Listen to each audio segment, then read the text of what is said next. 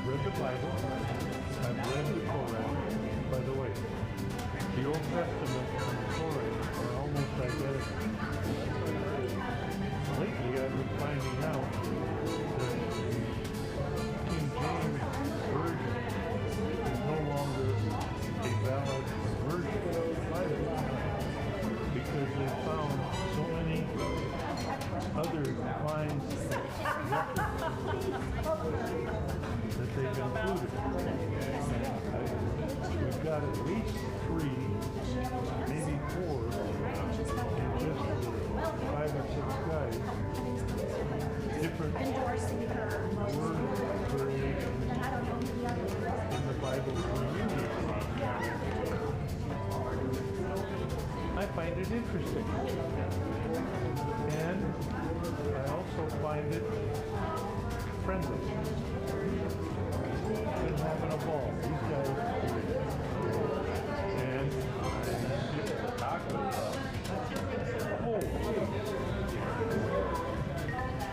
many years.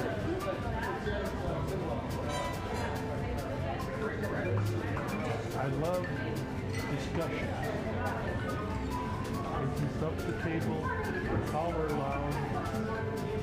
Oh, my previous wife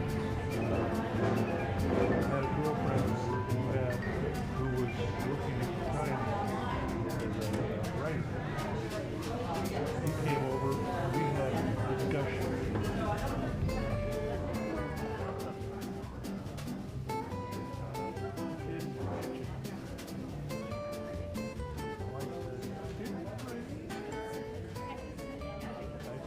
Hell of a good discussion with you. No problem. We had fun.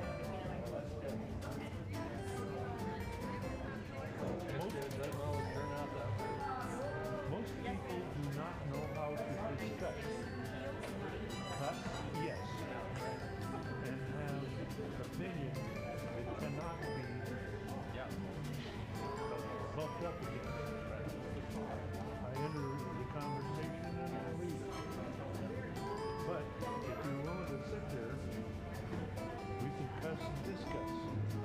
Holy cow. Oh, yeah. I just drove up. It doesn't change after your snow tires, did you? Okay, everybody, we'll get started here. If everybody wants to, can take a seat. I'd call the annual meeting of the Alaska Common Ground for 2024 to into session here. I want to welcome everybody. Quick review of our agenda. We're going to have opening remarks. I'm going to introduce board members, summarize the past year. Our treasury report was going to be given by our treasurer, but he's ill, so I'm subbing for Chuck Gilbert on the treasury report. Then we'll adjourn before 6:30.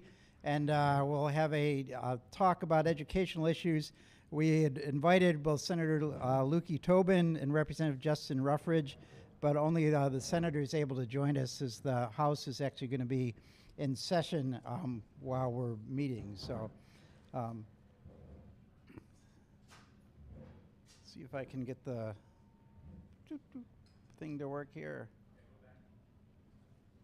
Oh, there we are. Okay, so there's our agenda. The board members who are here, I'll introduce them.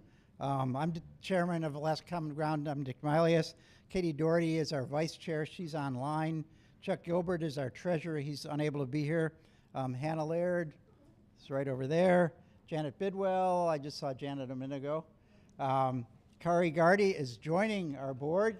Kari has, for 20 years, she has been our program assistant, and she's now retired from that and is joining the board as of this month, as of today. And so actually, yeah, let's give Kari, she's been a tremendous person working for us for 20 years, so let's give her a big round of applause. Also, other board members, Mary Lou Harrell, where's Mary Lou? Way in the back corner. Janet McCabe.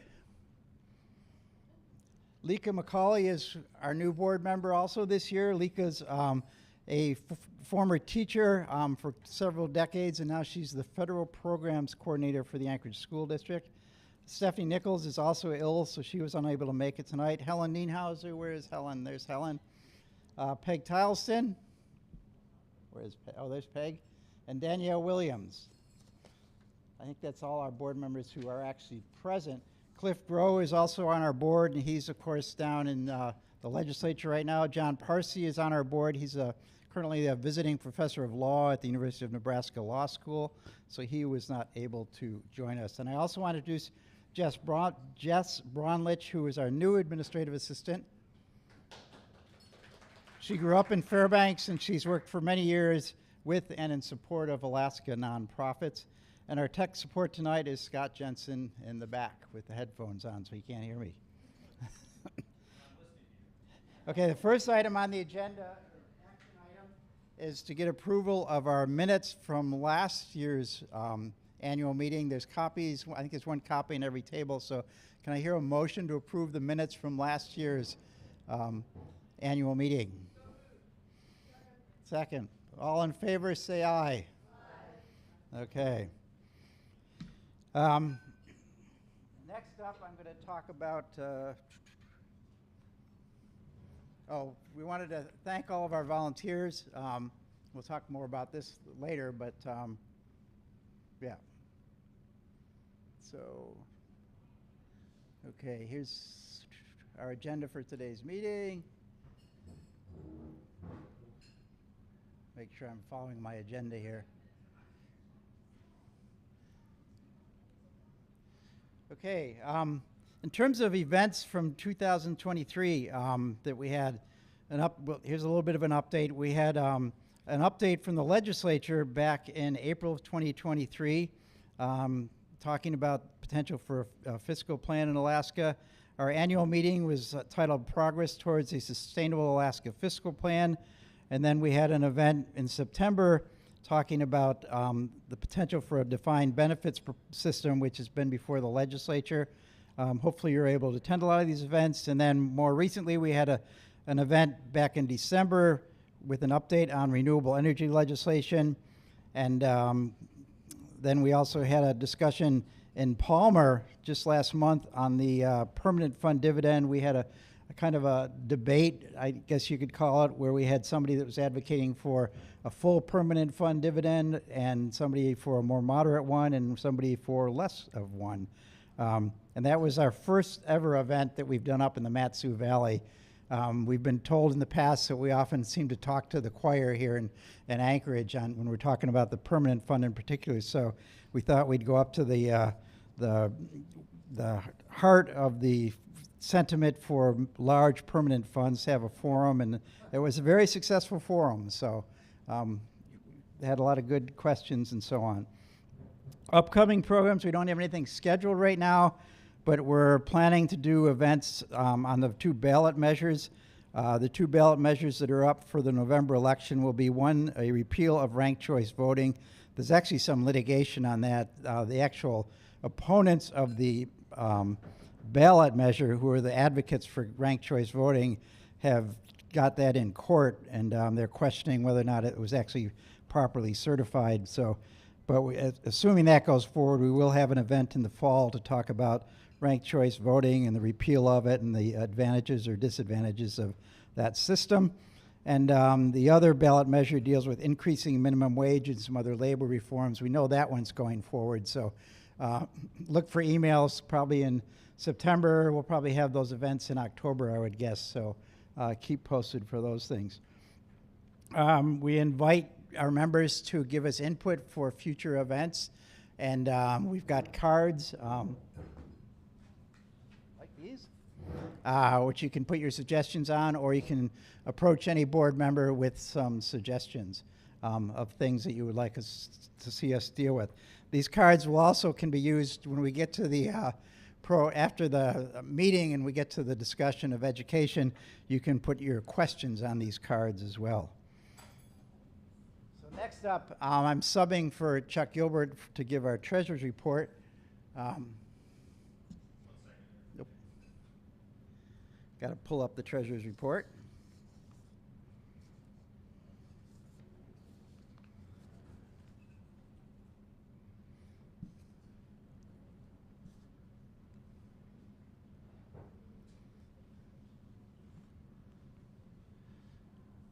Okay, this is our report on how we did last year. Even though this meeting is in May, the report on our budget is actually based on the actual calendar year. But last year, our income, as you can see there, was $30,000, $810. The biggest part of our income comes from our members, membership renewals, as well as new members. We do get corporate donations. We'll recognize those in a second. And then individual donations. And then we also are on Pick, Click, and Give, so you can donate through that.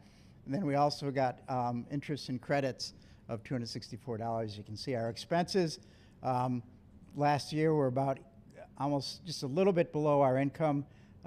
Operating expenses, as you can see, is $20,000 some dollars, and event expenses a little over $9,000. And here you can see where the importance of our memberships, where 75% of our income comes from our members, all you folks here.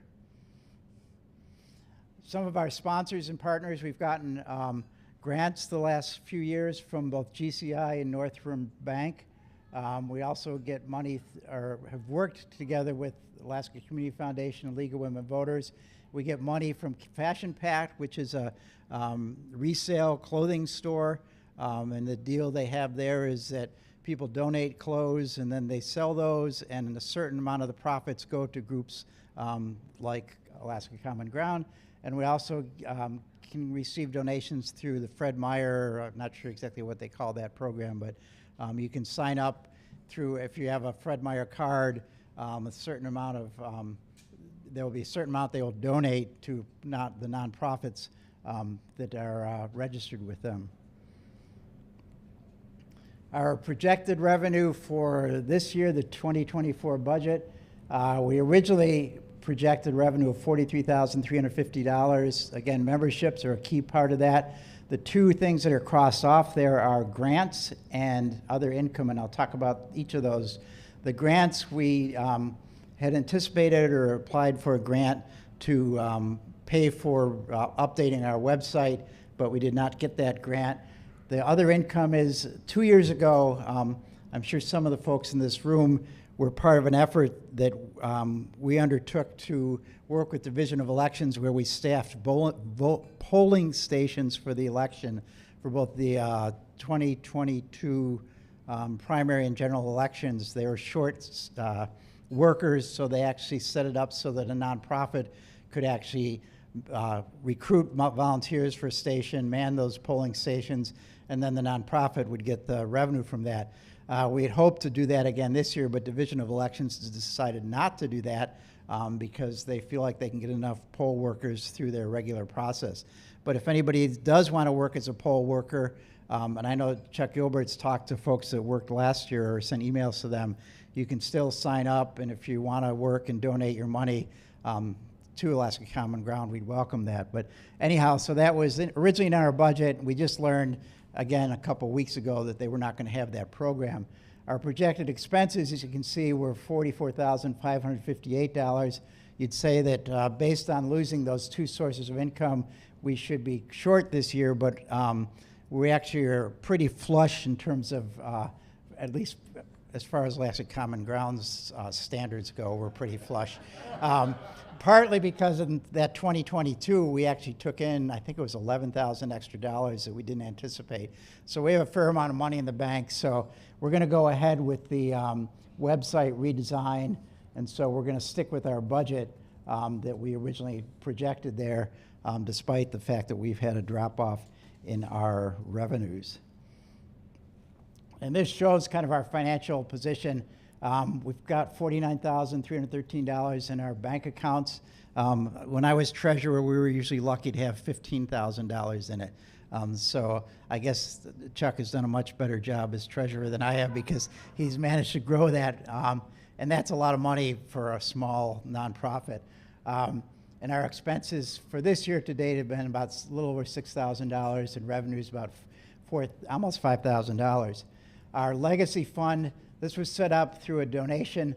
It was started with a donation of $10,000 from one of our board members, and subsequently other board members have donated to that, and anybody is welcome to donate to that fund. That fund is actually set aside for, it's actually invested through the Alaska Community Foundation with the idea that that can be used in the future if we have revenue shortfalls or if we have some major projects or whatever. But we encourage people to donate to that. It's money that is set aside. Chuck said the most recent report, which we just got today, is that that fund is now over $17,000. So,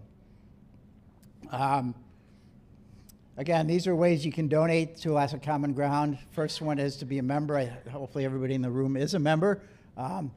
And I mentioned the Fashion Pact they've been a really good way to bring in some revenue.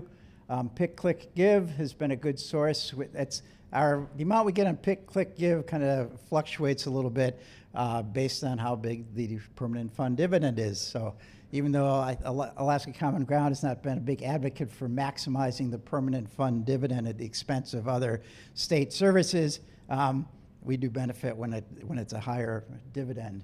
Again, I mentioned the Fred Meyer through the Community Rewards Program. The Alaska Community Foundation is where our Legacy Fund is, and you can donate directly online to the Legacy Fund through the Community Foundation's website. And then in the past, we've been a member of the state's SHARE program, but I believe we're not actually enrolled in that this year. Okay, so that's really, I think that's pretty much all I had to cover in the actual former annual meeting. And so I want to thank everybody for their support and thank those folks that I mentioned, showed slides for, GCI, Northrum, Fashion Pact. If you do have suggestions about things we should do, again, talk to one of the board members or fill out one of the cards. And with that, unless there's any questions about Alaska Common Ground before we get to today's program, which is to talk about kind of the status of education legislation down in Juneau. Any questions from the audience or anything any board member wants to add to what I've covered or anything I missed? Okay, are our folks online for the...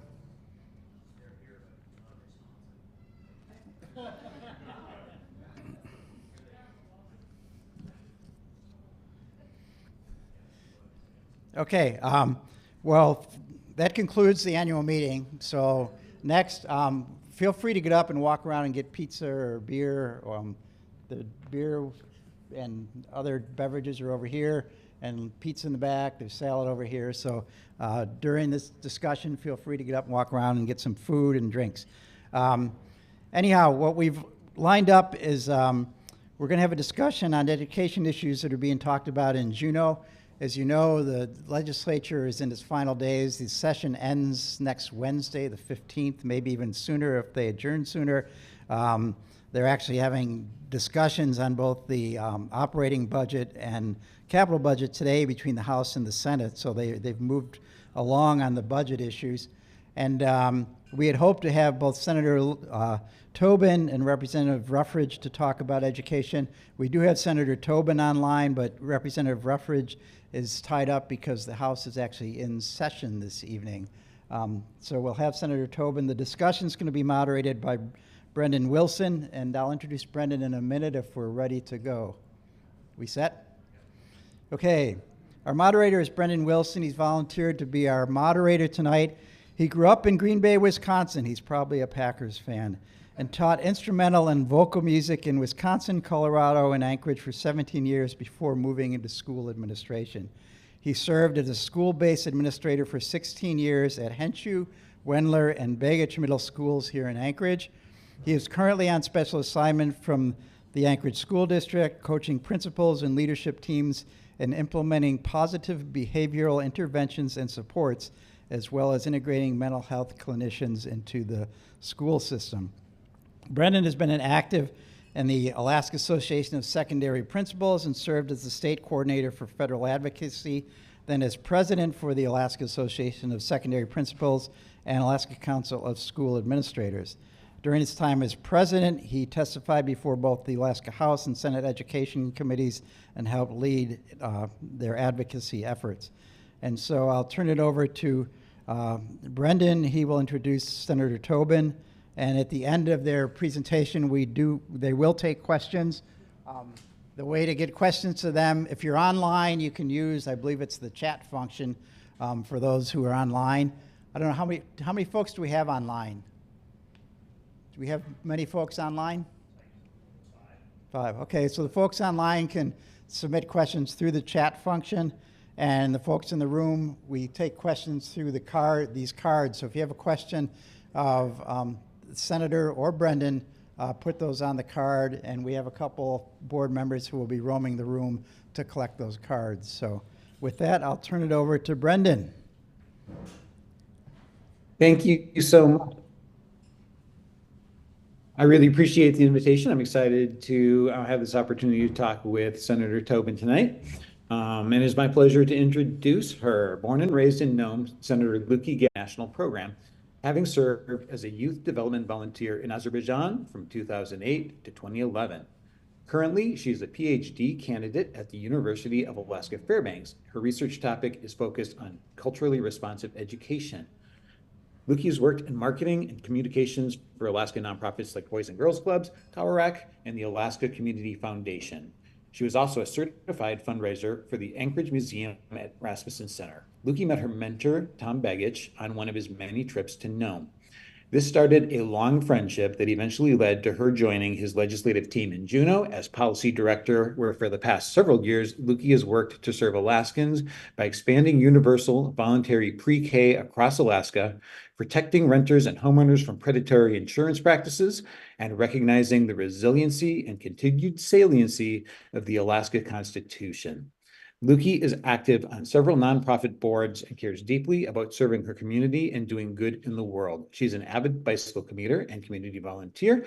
I should also mention that she is the current chair of the Senate Education Committee, and I'm confident that even though we're a little disappointed Representative Ruffridge wasn't able to join us tonight, that you're still going to learn a lot about education policy and what's going on in education in Alaska from Senator Tobin. So, Senator, welcome. Thank you for joining us tonight.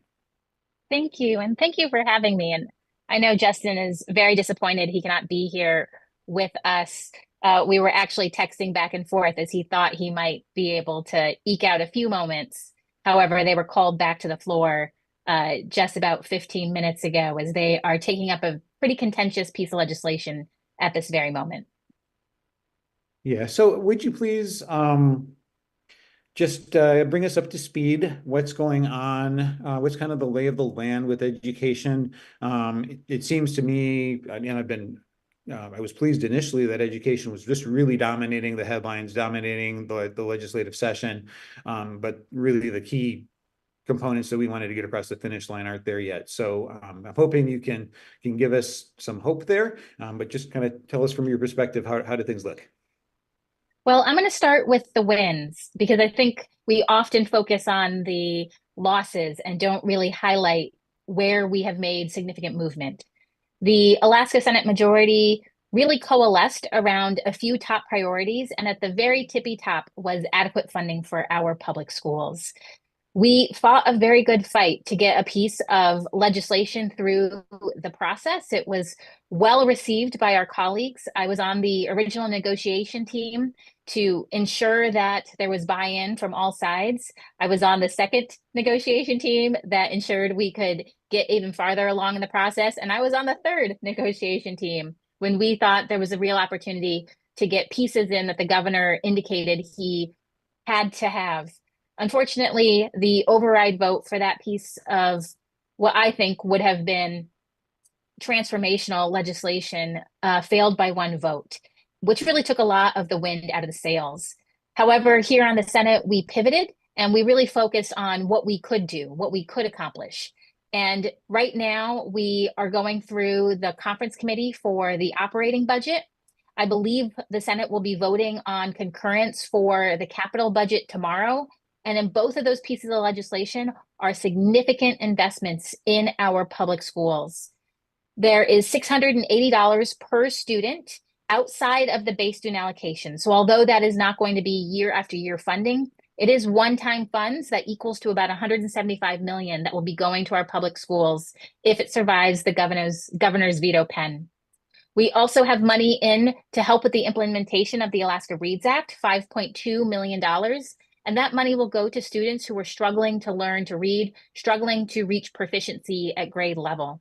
There's also additional money for pupil transport.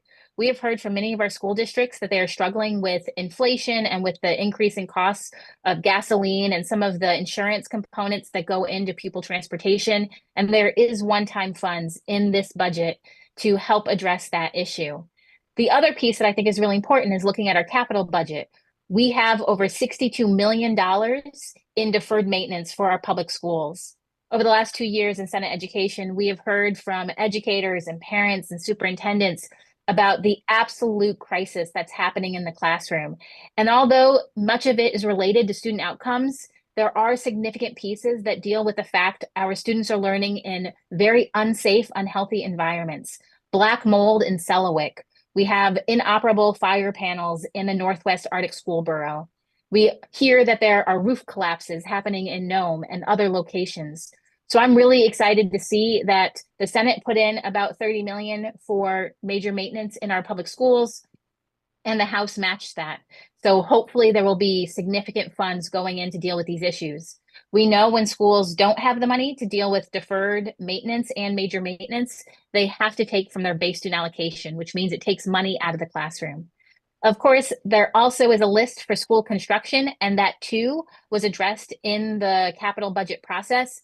And there'll be several schools being rebuilt in the coming months, in the coming years. That's really important because, as you have all heard me talk about climate and climate refugees and climate resiliency, one of the things that often is not discussed is the fact that we are not only at the forefront of rapid climate change, but many of our public schools will be bearing the brunt of all of this warming, whether it's because the tundra underneath those foundations is not refreezing and the schools are falling into the rivers, into the oceans, or becoming unstable, but also because they weren't built to deal with increasing winter storms and summer storms like typhoons. So it's something that's really important, and I know that the legislature is starting to pay extra attention to it. I'm going to kind of wrap up my introductory remarks really with the hot topic of the day, which is correspondence. I know you shouldn't necessarily joke about these things, but you do have to find some levity in Juneau from time to time. And I have come to realize that, like there was a period of time in our federal government where it was Transportation Week every week, here in Juneau, it seems to be Education Week every week. I have yet to take a deep breath and have time to focus on other priority legislation, because it seems like I jump from one crisis to the next when it comes to education. Just to give folks a really quick update, there was a 2022 opinion editorial that provided a step-by-step instruction on how to use a correspondence study program or a homeschool program that is public, the funds that a parent may receive to help with that tutelage and instruction of their student for private education. That precipitated a lawsuit that was filed in January of 2023.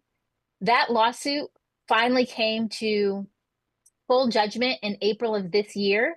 Judge Zeman from the Superior Court ruled that the allotment spending on private and religious schools was unconstitutional. If you look at Article 7, Section 2 of our Constitution, it is very clear that no public funds can be used to fund private or religious education. And Judge Zeman said that this had been violated by a statute that was put into law in 2014. That 2014 statute was sponsored by then Senator Dunleavy. He had a constitutional amendment that was attached to it, but the constitutional amendment didn't make it across the finish line. And during what we call a free conference, which I often think is everything is okay, let's all have a party and throw it all into a bill, the governor was able to sneak in a provision that allowed public funds to go to private education and also prohibited the State Board of Education from adding any additional regulation onto those funds going into those private hands. There has been some discussion from the governor's office. I don't know if folks have seen his recent press conferences, but he indicated the state would request a stay.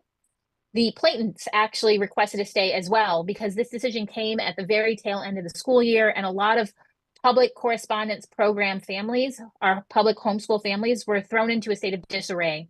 Anchorage stopped reimbursing families, Juneau stopped reimbursing families, and there was a lot of confusion about what would happen next. The stay has been approved through June 30th of this year, and that means that by June 30th, constitutional language needs to be reinstated either through regulation or through statute. The state of Alaska has appealed this decision to the Supreme Court, the Alaska Supreme Court, and the dates of oral arguments has been set. Oral arguments will be taken up on June 25th, and we anticipate a rather quick decision from the bench on whether the allotment program can continue in its current iterative or if it needs to be amended. Now, I have talked to our nonpartisan lawyers multiple times. I have talked to many lawyers. I have talked to the Platons lawyers. I have talked to the governor and to the Department of Law. Everyone has a different opinion on how to proceed forward. I will say that my caucus and myself are really focused on the policy and not the politics. We want to create stability for our correspondence families. I have received hundreds and hundreds of letters from people who are just experiencing a crisis that is unanticipated, unprecedented, and quite frankly, was just not needed at this point in time. I've talked with the governor about how we might move the programs into constitutionality. He is very reticent to do anything until he believes the legal process has played it out. I read the legal decision from Judge Zeman. I have read his final decree on allotment spending. I think it's pretty clear that unless we pass constitutional statute that aligns with our Constitution, the allotment part of correspondent programs will no longer be permitted. We have a bill, Senate Bill 266. We did introduce a committee substitute of the legislation yesterday. It was moved on to finance and is being considered by our finance committee. There is similar legislation being considered in the House. My counterpart, Justin Ruffridge, also introduced a bill that's HB 400. For those who don't know, Representative Ruffridge is a product of correspondence programs. His mother works in IDEA. So he's intimately familiar with the programs and has particular beliefs around using state funds for private education. And we come at it from different perspectives, different backgrounds. I was a correspondence student back in 2001 when it looked very different than the way it looked from 2014 forward. So it's been a little bit difficult to figure out what the right pathway forward is, but we do believe that we'll get there eventually together. His bill does set a sunset date and allows the existing statutes to go back into effect after July 1st, 2025, because he believes that the allotment spending was constitutional. Again, just a difference of an opinion. We're very close colleagues. We work very well together, and we're coming at this from different directions. I'll be interested to see how these two bills proceed here in the last 6 days. His bill was supposed to have a hearing this afternoon in House Finance, but with the House currently taking up HB 183, which is, and I'm going to show my leftist cards here because I call it a trans sports ban. Right now, the House is debating HB 183, which would only permit individuals to play on a high school team that is designated to their sex. And they have about 185 amendments to go through. And I'm looking at the screen right now, and they're on amendment number 2. And this process started at 10 o'clock this morning. So I don't anticipate Representative Ruffridge getting to HB 400 today. I'm hopeful that he might get there tomorrow and the days to come. But I think it's going to be a pretty big uphill climb as we have 6 days left and committees are starting to shut down. And we're starting to really see things pick up speed in terms of trying to get the bills that were already well evaluated and have gone through the legislative process across the finish line. Thank you so much. I was going to ask about the correspondence legislation that is being considered in both bodies. You kind of highlighted one difference. Can you tell us a little bit more about what is in your bill, SB 266? Yeah, so as I mentioned before, we have adopted and moved out a committee substitute for Senate Bill 266. And I'll tell you very frankly that the first version of House Bill 400 and the first version of Senate Bill 266 were almost exact mirrors. And the reason for that was that we took the 2008 regulatory package that was promulgated during the Palin administration and simply reconstituted it into statute. That time was when we believe the allotment program was in alignment with our Constitution. And so we thought to help our legislative legal drafters and also to get a piece of legislation into play very quickly, that we'd take up that example and use it as our first draft. Representative Ruffridge very quickly amended his version to take a different pathway. We kept with that same approach in Senate Bill 266, and our committee substitute simply does a few key revisions based on feedback we heard from stakeholders, from other legislators, and most importantly, from my fellow Senate Education Committee members. So the pieces that are included in the committee substitute for Senate Bill 66 are reinstating our assessment process. In 2016, then Senator Dunleavy was able to pass a statutory change to allow parents to opt out from statewide assessments. You can see on our National Assessment for Education Progress a significant decline in student average test scores from 2016 to now. And I believe that's because many of our high-performing students and their parents opt out of testing. Many of the education folks in the legislature and then also in the public sphere often point to our failing test scores as a reason why we shouldn't be funding our public schools. My argument is if we're not testing every student, it's really difficult to say that we have true and clear accountability data to talk about what are the accurate student outcomes. So in the committee substitute for Senate Bill 266, we reinstate the assessment process for every student. However, we allow for flexibility. We allow for parents to opt out of a statewide assessment and select an alternative assessment of the department's choice, or to produce a student portfolio that shows a student's competency in a content area. A student portfolio may be some written documents, a book report. It may be indicating that the student can read through a particular passage. It might be showing that the student has completed a science project. It will be based on criteria established by the department, but it does provide for that flexibility for when and if a parent chooses to exercise that right. Also included in 266 is additional reporting requirements. Because of the 2014 provision in statute that prohibits the Department of Education and Early Development from promulgating any additional regulation on our correspondent allotment program, our department hasn't been collecting accurate data. You'll often see the numbers for our correspondent students ranging from 20,000 to 24,000, and that's because we just don't really know. We have something called the average daily membership that we try to use to count students, and then we have the adjusted average daily membership, which also includes students who might be part-time, students who might have additional factors that are applied to them because of special education and other criteria. It is very difficult to know because our department isn't collecting this information. So in Senate Bill 266, we require the department to tell us the demographics of participation in our public correspondence programs, student assessment data, also give us information about allotment usage, what the expenditures are, and also where our students live within these particular programs. We also reinstate allotments in Senate Bill 266, but we provide some better guardrails. We direct the Department of Education and Early Development to promulgate regulation that dictates how and when allotment funds can be expended. And this states that they can only be used for needed and necessary educational textbooks, courses, services, and supports that are determined by a student's individual learning plan. We do prohibit the use of any of these funds from being used to purchase religious, denominational, or private education or courses. And we limit the ability to use these funds for out-of-state travel unless it's been approved by the department. We do keep the provisions that allow for independent or private tutoring.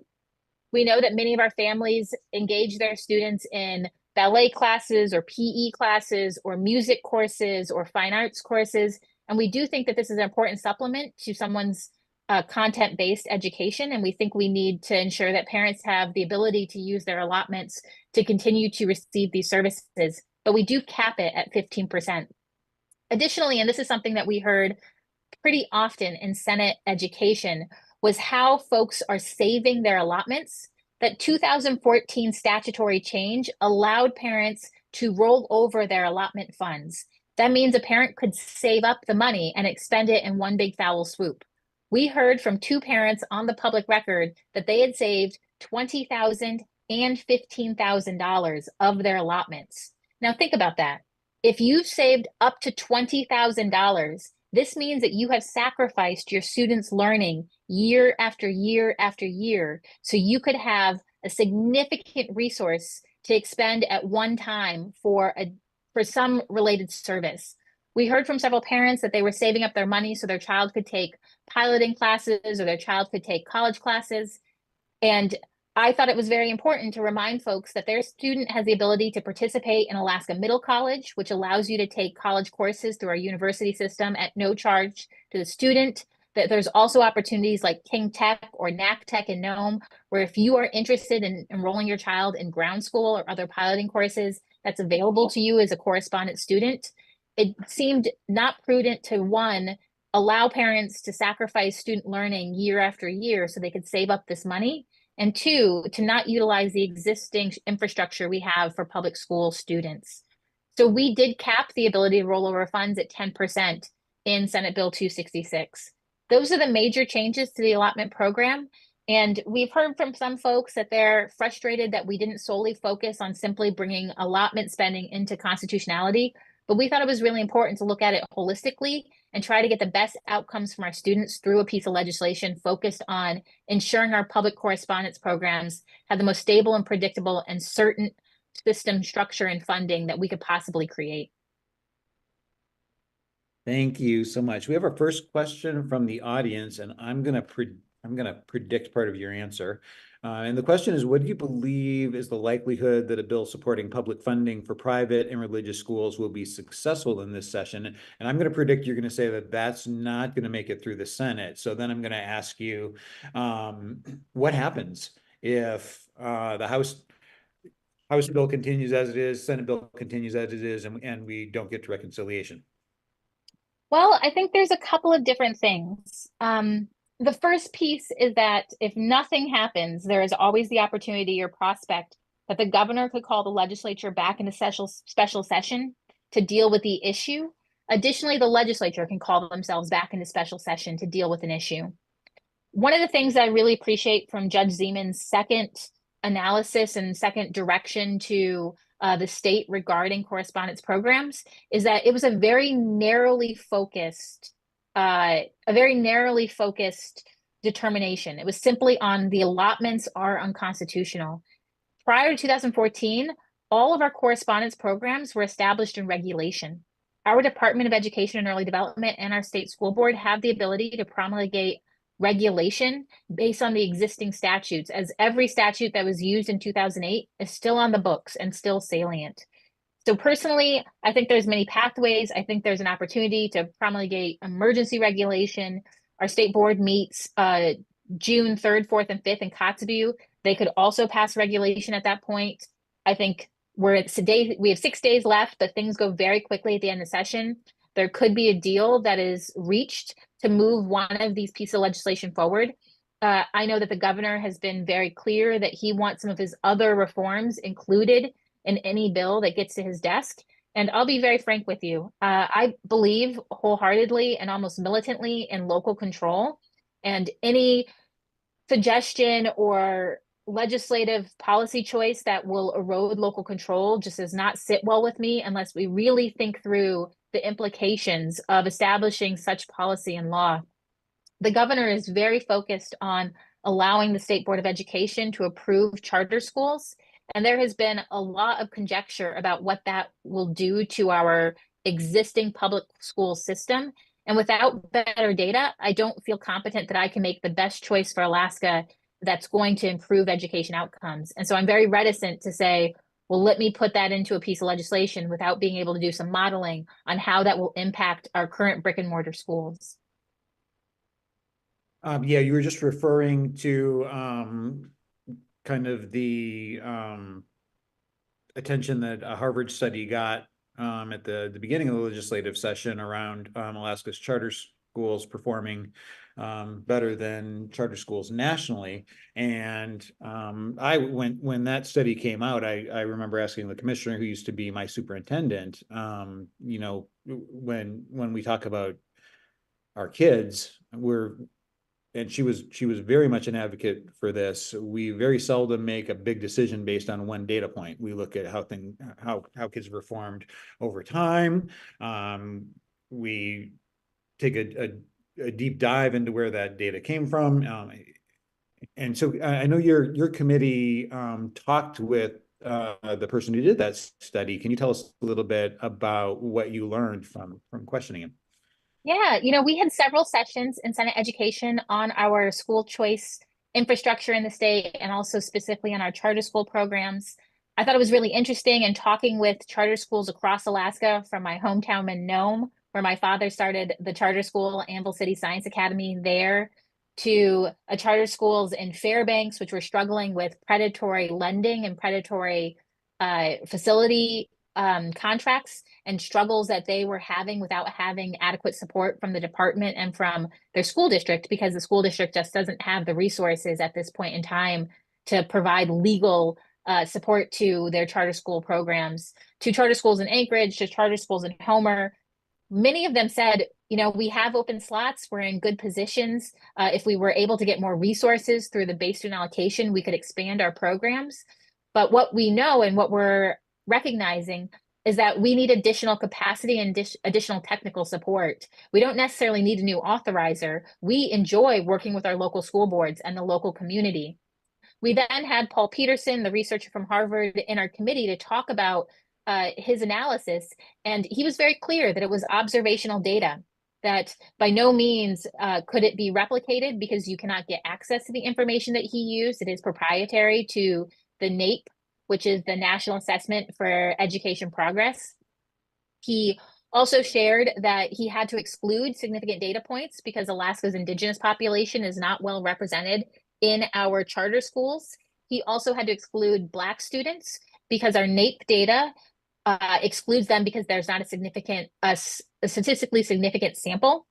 He also talked a little bit about how he didn't compare the charter schools to public schools. He simply looked at them in a 32 state analysis. And so it wasn't even a complete state analysis based on the data points and the research methodology that he utilized.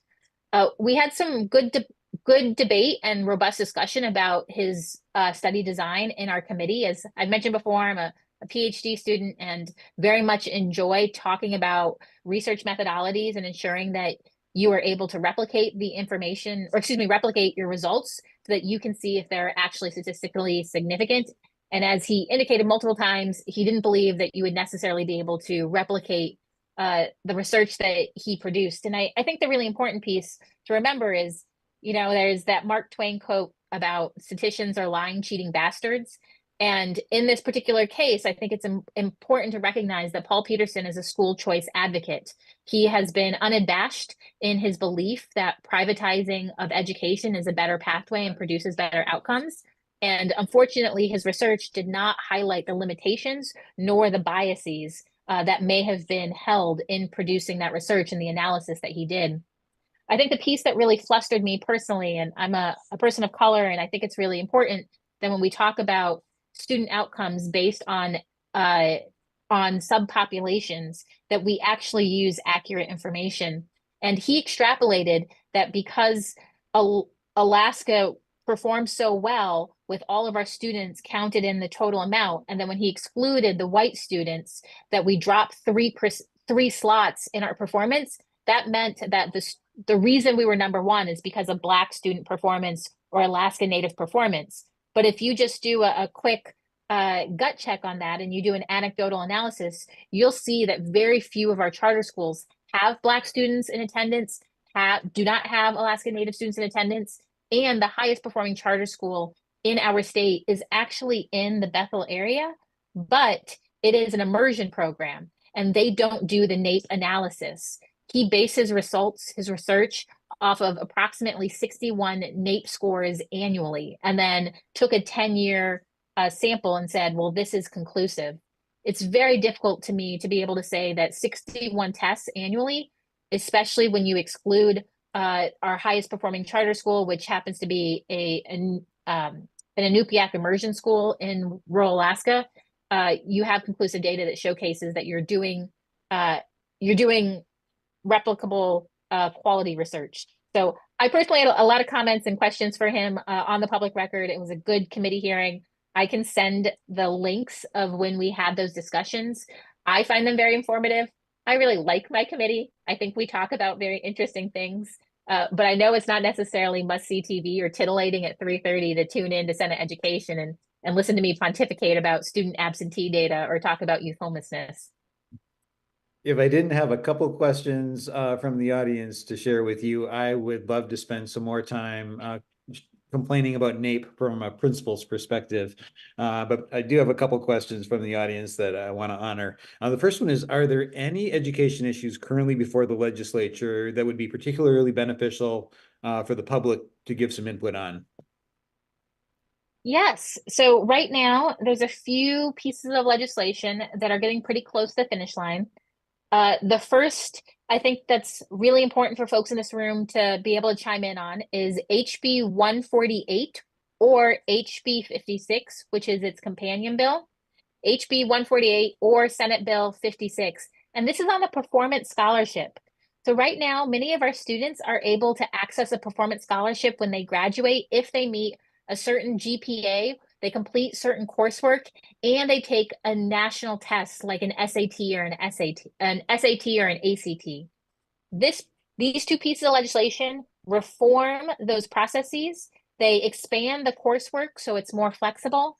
They also allow for early notification of a performance scholarship, and they increase the award amounts. This is a really critical piece of legislation that is going to get more Alaskan students into Alaska's public university system. I think it has a really good chance of passing through the legislature, and I encourage folks to reach out to their legislators and champion this legislation, which is going to help improve student access to higher learning. One of the things I really like about the two bills is that they give the opportunity to test or use your GPA to access the performance scholarship.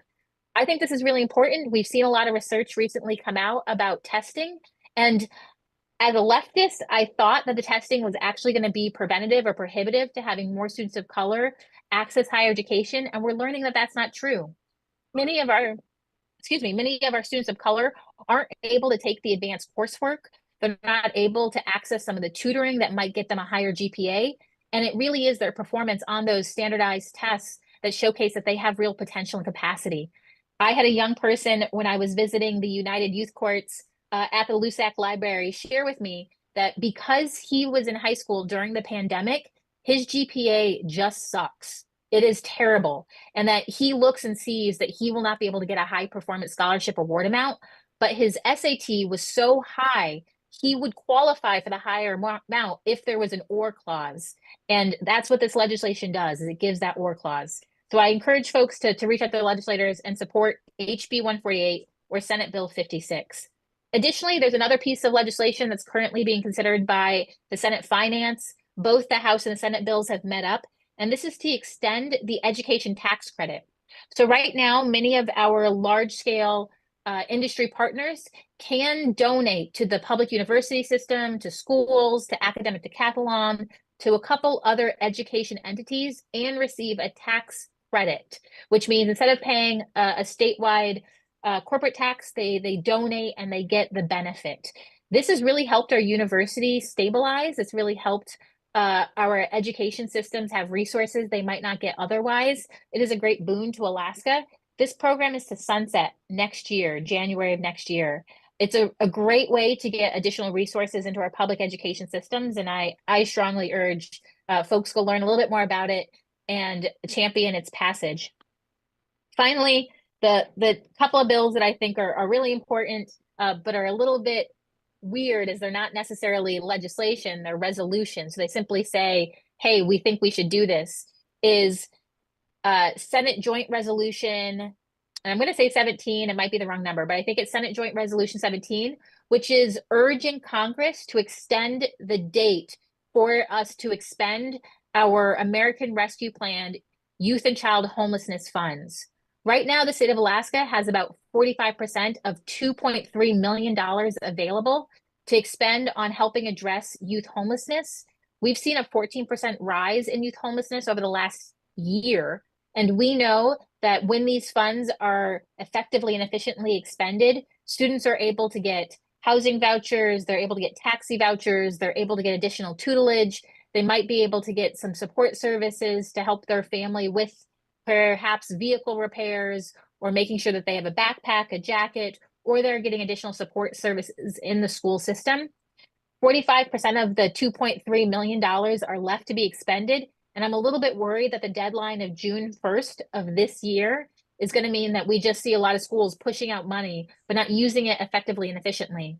In the Anchorage area, they've used these funds to hire 2 social workers. And we are asking Congress to give us another year so we can keep those social workers getting a paycheck and working with those students, which we think is the most effective use of those dollars. So that's one that I'm pretty passionate about. I've held many Senate hearings on youth homelessness and houselessness and the significant increase that we've seen across the state. And knowing that these funds are available, they came from federal COVID relief dollars, and that they have a long way to go if we could just get the deadline extended for expenditure, I think is a really prudent and reasonable measure. The good news is Senator Murkowski has essentially twisted my arm to say I need this resolution in my hand while we're doing the budget process. And it is now being considered by the House. It's in House rules. And if it passes through that body, it will go immediately into her hands and be a leverage point for her to get these dollars extended for our state. Thank you. Those are great suggestions. Another question from our audience. How does the Alaska Reads Act help support students who are behind in reading proficiency? I think you probably know a little bit about that from your work with Senator Begich. I will try to be brief in this, as I was the staff person who carried this legislation. It's actually what caused me to apply to the University of Alaska Fairbanks to be accepted into a PhD program. So the Alaska Reads Act is based on something called the Science of Reading, which we've seen be implemented in many other states. And the states that I often use the example of is Colorado. There was a young woman who worked here in Alaska for many years named Angie Galanos. She was our early education coordinator before she went to Colorado to help them implement the Colorado Reads Act.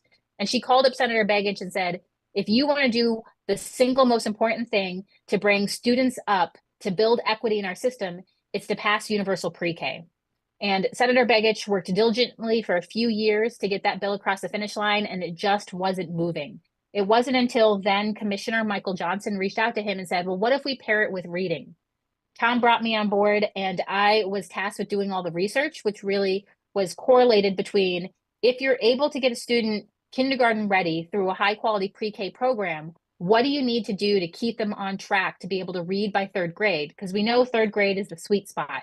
If you're reading proficiently by 3rd grade, when you enter into 4th grade, when you transition from learning to read to reading to learn, you're going to be able to have higher graduation rates, have higher later economic earning power, be able to stay out of systems of incarceration, be less likely to be on welfare systems, be able to actually stay within nuclear families and have that strong structural family unit. We know that reading is really tied to all these later life outcomes, and that we really wanted to empower and ensure our students had those resources to be proficient readers by 3rd grade.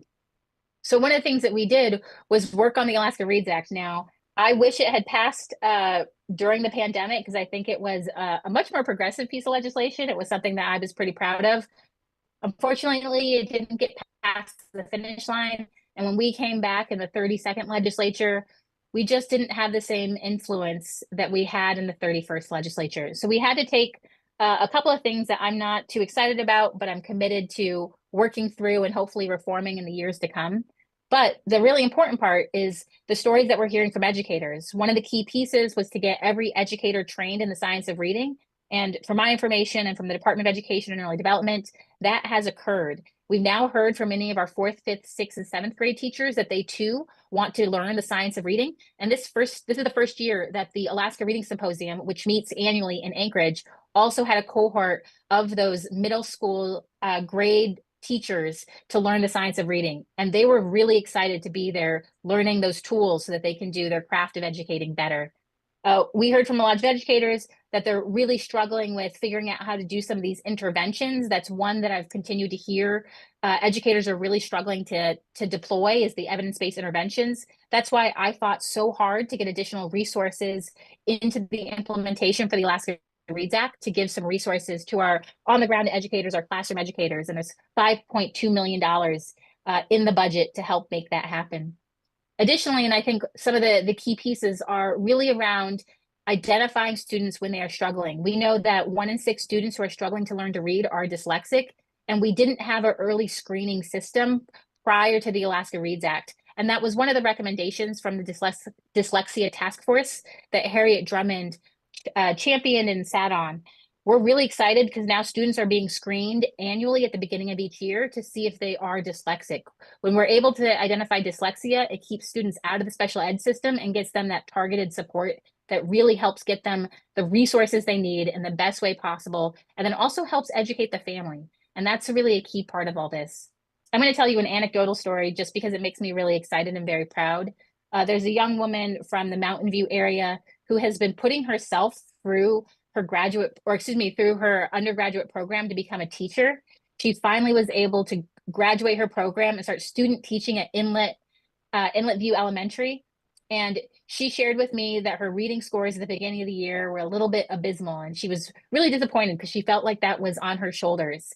She just shared with me as she was getting ready to leave Inlet View and get ready to go to Willowall, which is where she'll have her permanent placement as a special ed teacher, that her students are all proficient. And she is just so extremely proud to be able to point to that.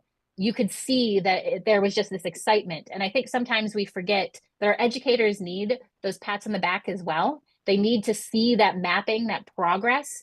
And that's why I get really excited about using some of these different types of assessments in the classroom, whether it's summative or if it's progress, because our educators need that feedback. They need to know that what they're doing actually is producing outcomes.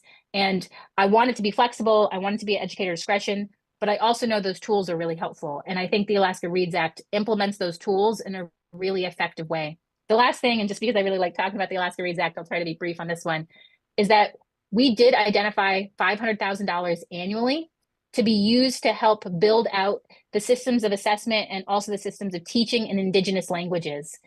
Last year, the Department of Education and Early Development partnered with the University of Oregon to start creating a screener in Yucatan, working with our immersion school in the Bethel area. They've been able to get that codified. They're doing the first tests of how this particular reader might be utilized and to put the science of reading within the Yucatan immersion program. This has never been done. This is groundbreaking things that are happening in our state. It's being led by our current Deputy Commissioner of Education, Joel Isaac, who is also in this PhD program with me. He's about a year ahead, but he's very passionate about language revitalization and language sustaining processes. And it is so cool to see. It is the work that I don't think gets a lot of fanfare, but it's the really important work of making sure that we recognize, codify, and also support our 23 Indigenous languages here in the state of Alaska. So I'm really excited about that piece of the Alaska Reads Act. I think that was the biggest boon that we got from the legislation, and I can't wait to continue getting more resources into Joel's hand so he can keep building out those systems, because I think every child should learn a foreign language, and I think every child should be able to learn in their mother tongue, and it's a really neat opportunity to be able to build out that infrastructure in our state. Senator Tobin, thank you. I've always known you to be generous with your time, and out of respect for your time, I'm going to ask you just one more question, and that is what works because Bill Welkowski just walked in, so I think I might have to leave and go do some negotiating. Okay. On your way out the door if you can. What do you believe is the single most important education issue facing Alaska that Alaska Common Ground and its membership could engage with, take action on, and make a difference with? Well, it's always, I say this pretty often in this building, that sometimes I feel more Republican than the Republicans, but I really do believe in maximizing local control. I think Article 10 of our Constitution is very clear that the local community knows what's best for its constituents, for its citizens, that our educators in the classroom know what's best for their students, that our superintendents at our school districts know how best to deploy resources to ensure that their educators have the support that they need. And I'm really concerned about some of the legislation that I'm seeing come across my desk and also be considered or discussed here in this building that really erodes local control, whether it's trying to have a statewide authorizer for charter schools, whether it's in prescriptive curricula that's saying every student needs to learn these particular things about these particular groups, whether it's about designated sports, whether it's about gender affirming care in schools.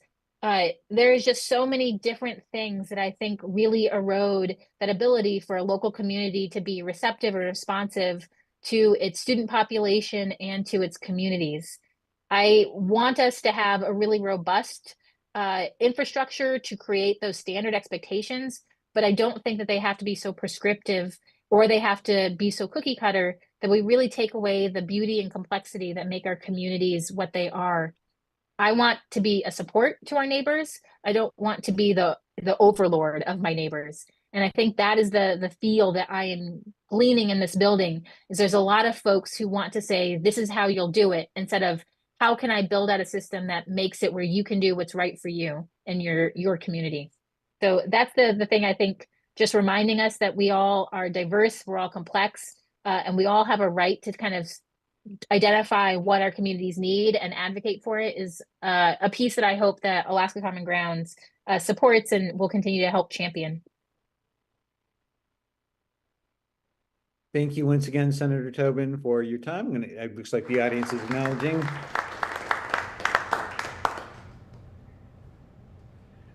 A big thank you to Senator Tobin and to Brendan for an excellent discussion. And with that ends our program for tonight. I want to thank everybody for coming. If you haven't already renewed your membership, do so at the table over here. And if you haven't eaten pizza or salad, do that. I can see a lot of slices of pizza still over there. And if you haven't had a drink, the bar is still open. So, and stick around. We don't need to be out of here, I don't think, until 9 o'clock. Is that when you guys close now? Oh, 7:30. Yeah. I need to be out of here at 7:30, but you can go down out in the bar till 9 o'clock. So, thank you, everybody.